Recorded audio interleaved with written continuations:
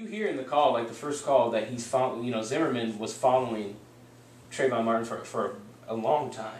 You know, like while this phone call's going on, it's like a 5-minute phone call, and then he continues to follow him afterwards. You know, and then the clash happens after following somebody, that's a reasonable amount of time. And I mean, how are you gonna feel if you're being followed by some random guy? You know, like on the phone, like that. Even if you want to say like in the event, like you said earlier, we'll never know. You know, we'll never know what actually happened. Hello, my name is Sadrina Humphreys. I am a senior here at the University of Illinois, majoring in communications with a focus in media. I'm Tony Nguyen. I'm a senior in communications. I'm from Mount Prospect, Illinois. My name is Taylor Lanier. I'm from Waukegan, Illinois. I'm a junior, and my major is gender and women's studies. Hi, my name is Baida Conde. I am a recent graduate, studied history and psychology, and I'm going to be a first-year law student. Hi, I'm Abisayo Ariwola. I go to Lincoln Park High School, and I'm a senior. I'm from Chicago, Illinois. What's up? My name is Patrick Davis from Chicago, Illinois, Chi-Town. This is Speak Up, Hoodies Up. This is Speak Up, Hoodies Up. This is Speak Up, Hoodies Up. This is Speak Up, Hoodies Up. This is Speak Up, Hoodies Up. This is Speak Up, Hoodies Up. And this is a very special Speak Up, Hoodies Up. This is where justice is supposed to be served. We see this injustice, and Rodney King and Trayvon Martin are kind of encompass all of that black frustration from all the courses of the years. And you're thinking about, like, so many black families have been affected by police killing their sons or daughters, or you know, or like black on black crime, murders that go unsolved, people who don't care. So Trayvon Martin to them is not some 17-year-old kid from Florida. It's, you know, their son. It is their brother.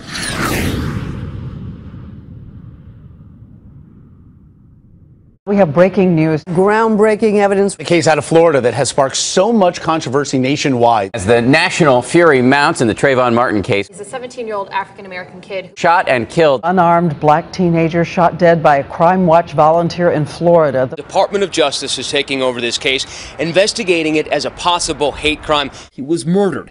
That the 17-year-old had only stepped out to buy candy during the NBA All-Star game. We turn to the parents of Trayvon Martin. You know, if I had a son, he'd look like Trayvon. We know that this is going to be a long journey to get around the field. I think the hoodie is as much responsible for Trayvon Martin's death as George Zimmerman was. Because he's not in jail, he's been very confident, naively, that this would all blow over. But let's remember, Trayvon Martin was still shot and killed by George Zimmerman.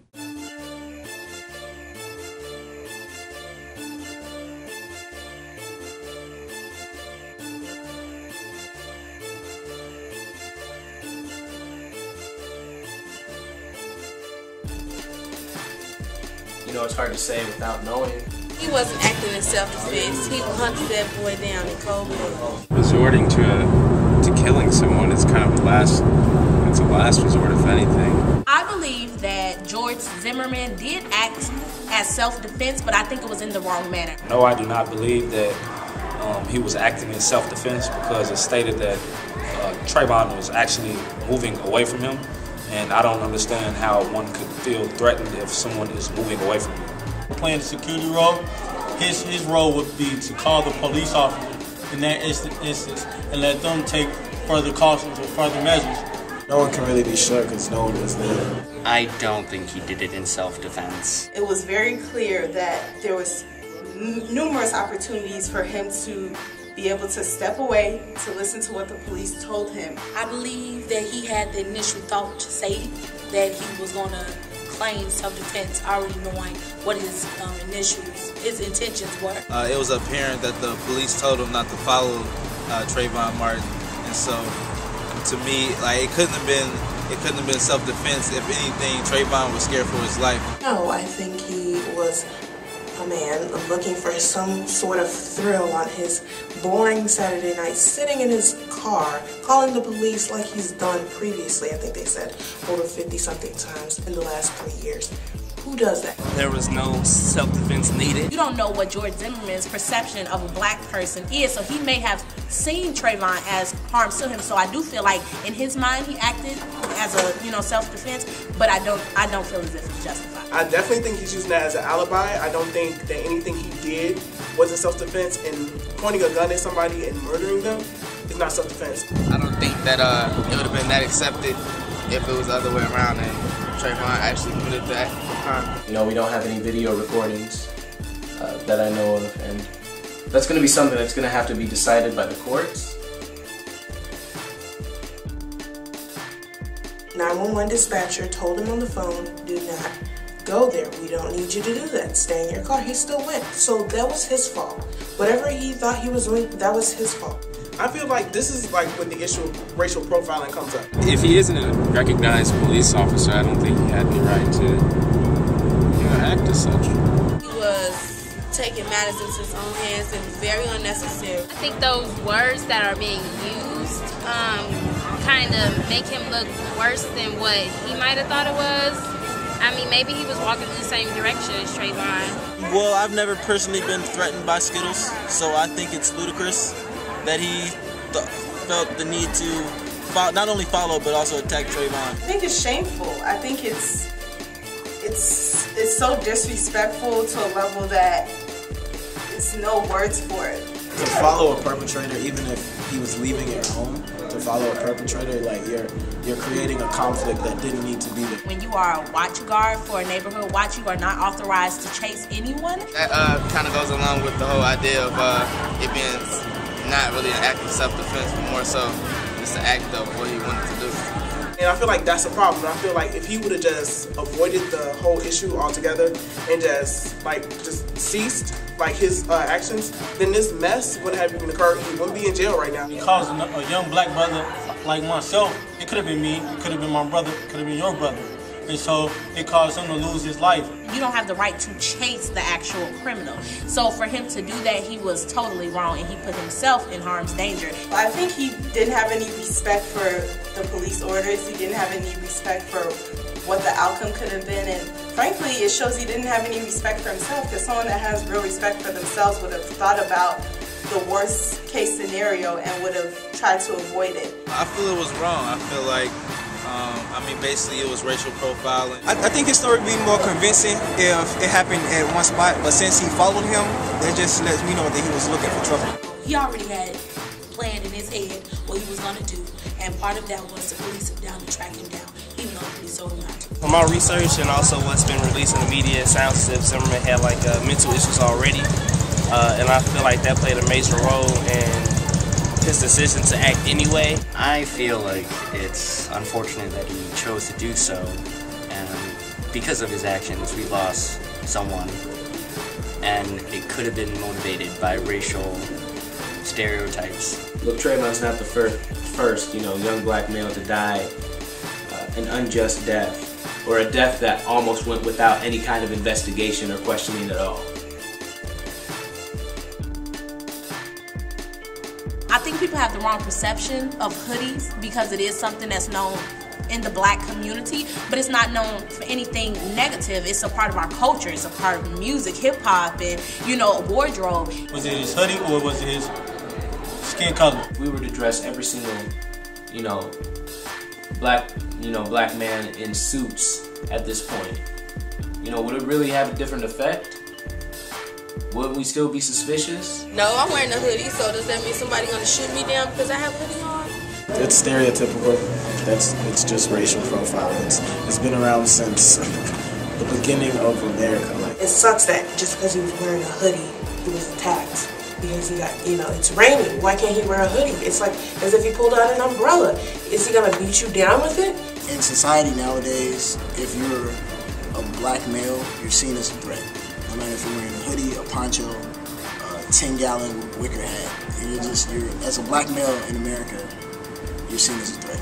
I think the hoodie was a spark. It was something to initiate action from Zimmerman. Typically, African American males stereotypically would be considered more, I guess, mischievous with hoodies up. What makes Trayvon's hoodie suspicious when you see a whole white man in a Ku Klux Klan outfit, and his hoodie looks more suspicious to me than a regular hoodie that anybody can wear? I think Trayvon's race and location was a factor in his death. Like, just because he was wearing a hoodie, they automatically assumed he was probably a gangster, he was a bad boy, whatever kind of stereotype you want to associate with wearing a hoodie. Ultimately, I don't think it's the hoodie. I feel like it's mainly because of his race. Whether it was because of the hood is hard to say, but it could have been a little factor in it, but it shouldn't have been a factor far enough where he got killed. It's like saying, should we not sell ski masks in the store, you know, for the winter time, just because people who rob banks use them? You can't look at a hoodie like that. You know, say for instance, I do like to wear hoodies or like, you know, baggy jeans or whatever. It doesn't make a difference. And like you stereotype me for certain things. I mean, like I could still be doing exceptionally well in you know, a tremendous amount of fields, but like just because of the way that I dress, just because of my appearance, you assume a certain, you know, idea about who I am, but you really have no idea. We have this brand. We're branded as criminals. Maybe Trayvon and Zimmerman had a past. You know, they say Trayvon was a drug dealer. Maybe he sold Zimmerman drugs. I mean, Zimmerman might not have had it all there. Maybe Trayvon sold Zimmerman bad drugs, and it was a retaliation of a past situation we don't know anything about. George Zimmerman is a damn lie. There was no mark on his face. He had no bandages. He had no signs of injury. I could probably see a scuffle, but I don't see that much of a trouble in that scuffle. Like, let's be honest. Let's look at size here. How can you honestly say, oh, he broke my nose, so I'm just going to shoot him dead? No, that's not okay. I do think Trayvon put up a fight. Obviously, he was in football. If it was me, and somebody pulled a gun on me, and I could find a way to disarm you with the gun, I'm going to try it, because a bullet can take your life quicker than fist can. When a man is following you when you haven't done anything but bought Skittles in Arizona from the store, what do you expect him to do when this man that he does not know is following him, and he's telling somebody that somebody's following him? So he could have felt like he was being attacked. So do I think it's possible that he did break his nose? I do think that's possible. George Zimmerman attacked him from behind. Trayvon Martin was walking. How could he do that and he got his back to the man? I mean, if somebody broke my nose and slammed my head into the ground, my next move is going to be to try and trump what he just did to me. I would slam his head into the ground too. If he pulled a gun on me and I had to get away, I'd bite you, I'd kick you, throw a shoe at you, hit you with a branch, throw some dirt in your eye. Anybody crazy enough to follow anybody, why would be crazy enough to hurt their own self? I don't know. This world is crazy. So he probably busted his own nose. You know, if he had a bloody nose, the pictures would have showed they would have took pictures just to prove that. I don't believe it personally, but I mean, I don't have the evidence, so it's not about what I believe, it's about trying to figure out what really happened. I think the efforts have been great. The nation has kind of come together over this. It was necessary. It was very necessary. It really shows the power of social media and when we use it for good. And how far it can go and how powerful it is. Since it's exposed, it's a good thing, so people can know that things still like this still goes on.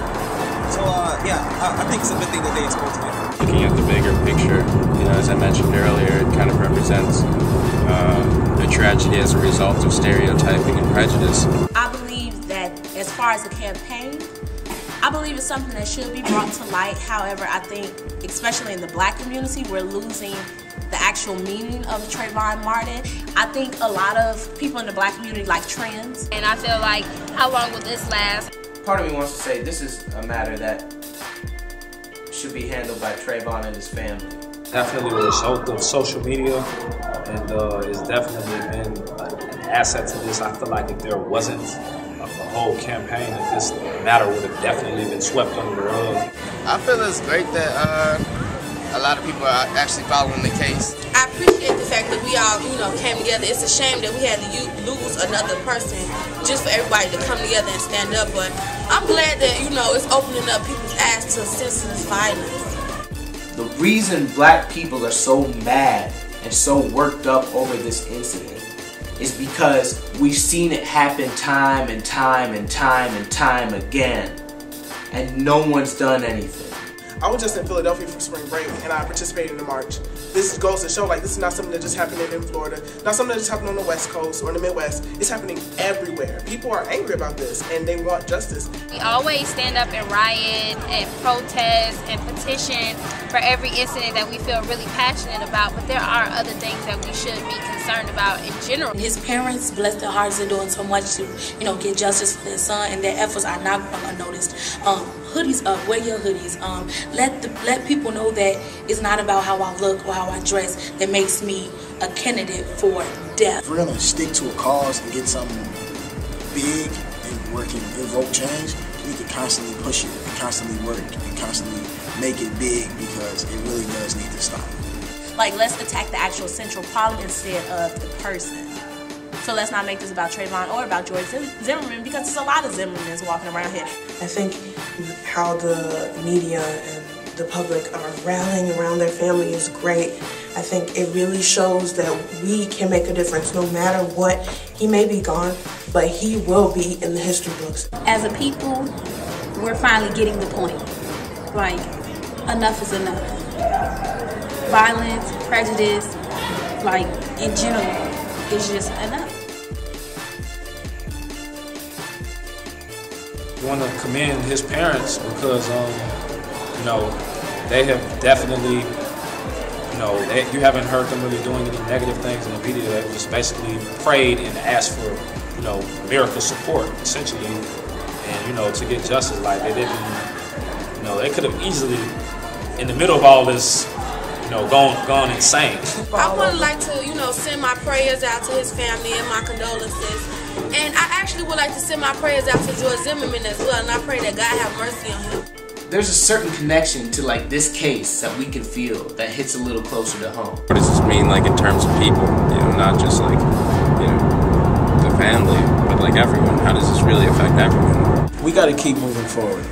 Like, no steps back, just keep moving forward. I hope something like this unifies us. People say it all the time, but I really hope that something like this unifies us, because we really do need to make a change so that we can stop being the minority and just be in society. We have to keep fighting for what we believe in. I don't always have the most sympathy for situations like this, mostly because of the media coverage. I feel like we're too easily persuaded and brainwashed to feel some type of way. I feel like we are forced to feel something about something we don't know anything about. Everybody lives and learns. There's consequences to every action, so. Trayvon, this is all for you. May your soul rest in peace, and to the Martin family and the Fulton family.